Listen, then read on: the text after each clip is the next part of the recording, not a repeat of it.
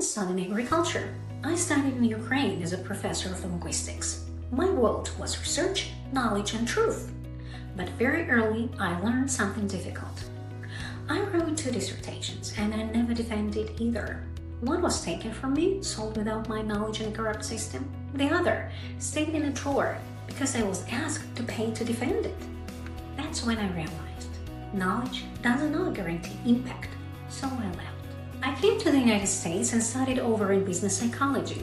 I studied how people think, how systems function, and how decisions are made.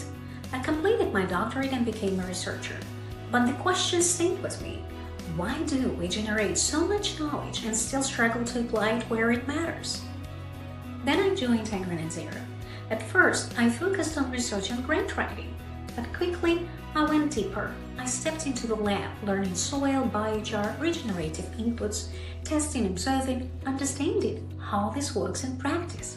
And I realized this is not just about agriculture.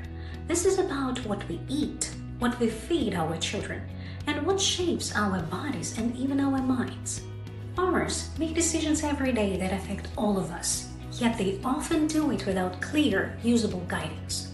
Not because science is missing, but because it's fragmented and not translated. And that's when it clicked. We don't have a knowledge problem, we have an application problem.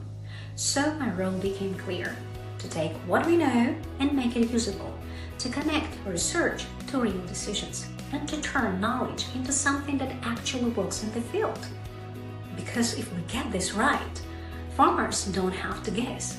Food becomes healthier, and the next generation grows up not just well-fed, but truly nourished.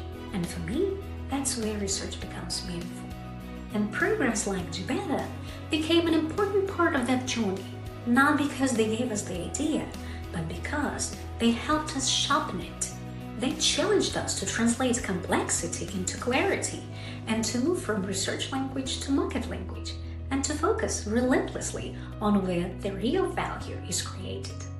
Gibetta pushed us to think not just about what is possible, but about what is scalable, investable, and usable in the real world.